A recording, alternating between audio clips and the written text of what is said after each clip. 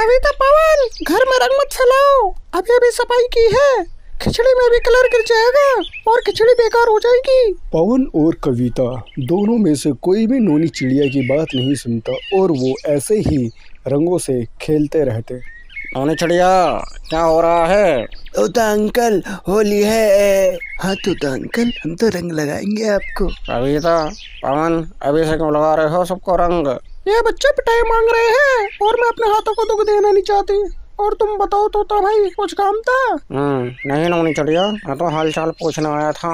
चलो अच्छी बात है, सही वक्त पे आ गए। आओ बैठो हमारे साथ, खाना खाते हैं साथ में। तोता, नोनी चिड़िया और नोनी चिड़िया के बच्चे साथ में बैठकर खाना खाते हैं। तोता तो खाना खा के चले जाता है और नोनी चिड़िया अपने बच्चों के साथ खाना खा के सो जाती है। उसके बाद अगले दिन, नोनी चिड़िया, देखो तुम्हारे बच्चों ने क्या क्या करा, मुझे रंगों से नहला दिया। कविता, पवन, तुम क्यों परेशान कर रहे हो हीरा कौआ को? मम्मी, हम तो सिर्फ होली खेल रहे थे। बेटा, होली खेलो, होली खेलने के लिए मना नहीं करा, लेकिन ऐसे खेलो जिससे कि दूसरों को परेशानी ना हो। हीरा कौआ, आप जाओ, अब से परेशान नहीं करेंगे आपको, ठीक है? ठीक है नोनी चिड़िया। हीरा कौआ घर जाकर अपने आप से क्या कहता है, मुझसे गलती हो गई, मुझे नोनी चिड़िया से शिकायत नहीं करनी चाहिए थी। अगर मेरे बच्चे मेरे साथ होते तो वो ऐसे ही कलर लगाते, लेकिन क्या करूं, मेरे साथ वो है ही नहीं। नोनी चिड़िया और नोनी चिड़िया के बच्चे क्यों होते हो? आज तुम्हारे बच्चे तुम्हारे साथ नहीं तो क्या हुआ, मेरे बच्चे तो तुम्हारे साथ हैं, तो अपना बच्चा समझ के इनके साथ ही खेल लो होली, नहीं अपना बच्चा मान के चलो। बच्चों, तुम मुझसे गुस्सा होंगे कि मैंने तुम्हारी शिकायत तुम्हारी मम्मा से करी, जो कि मुझे नहीं करनी चाहिए थी, लेकिन इस होली मैं तुम्हारे साथ रंग खेलूंगा। अगले दिन होली थी। होली वाले दिन कविता और पवन दोनों अपनी मम्मी के कलर लगाते हैं। मम्मी, हैप्पी होली आपको। Mummy, happy Holi. बच्चों, हैप्पी होली तो ठीक है, लेकिन पक्का कलर किसी को नहीं लगाना और ऐसे होली खेलनी है जिससे कि दूसरों को दिक्कत ना हो, समझे? वरना संटी तैयार रखिए घर पे।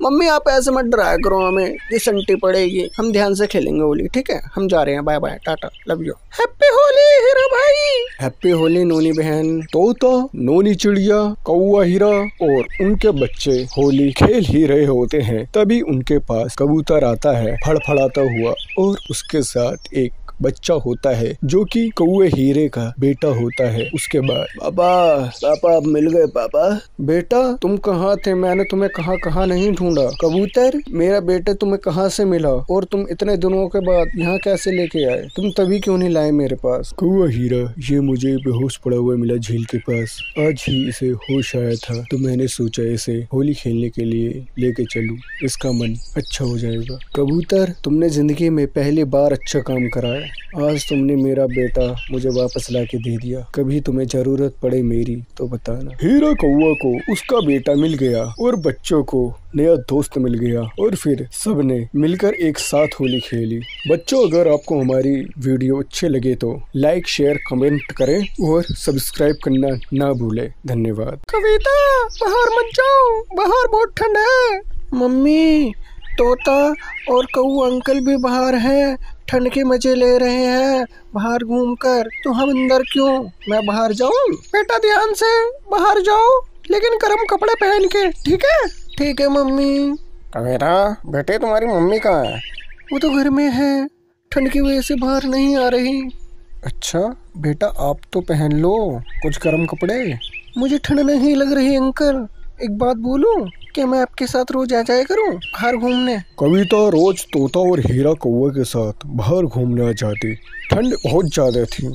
ठंड बढ़ने की वजह से नोनी चिड़िया ने घर को रुई से भर दिया, जिसकी वजह से घर में इतनी ठंड नहीं लगती थी। फिर एक दिन, बेटा मैंने मना करा था कि बाहर मत जाओ, तुमने मेरी बात सुनी नहीं? माँ, मुझे ठंड लग रही है बहुत ज्यादा, मुझे माफ कर दो। मुझे आपकी बात सुननी चाहिए थी। ऐसे ही काफी दिन बीत जाते हैं और ठंड बढ़ती जाती है, जिसकी वजह से कविता सहन नहीं कर पाती और उसकी मृत्यु हो जाती है। कविता की मृत्यु होने की वजह से उसकी माँ उदास रहने लगी, ना कुछ खाना ना कुछ पीना। ना कुछ पहनना ठंड की वजह से। फिर उसके बाद उसके घर तोता और कौवा आते हैं। नोनी चिड़िया होने को कौन टाल सकता है, जो होता है वो तो होना ही होता है, होने को कौन टाल सकता है।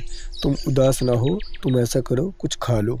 नहीं कौवा, मुझे कुछ खाने का मन नहीं है। तोता और कौवा बहुत चिंतित होने लगे नोनी चिड़िया को लेके। अगर वो कुछ खाएगी नहीं पिएगी नहीं तो हो सकता है वो ही मर जाए। उसका साथ देने वाला कोई नहीं था, उसका पहला पति भी उसे छोड़कर चला गया था। उसे जिंदा रखने के लिए तोते ने क्या कहा, कौवा, अगर हम नोनी चिड़िया की दूसरी शादी करा दे तो इससे ये है वो कुछ खाने भी लगेगी, पीने भी लगेगी और उसका मन भी लगने लगेगा।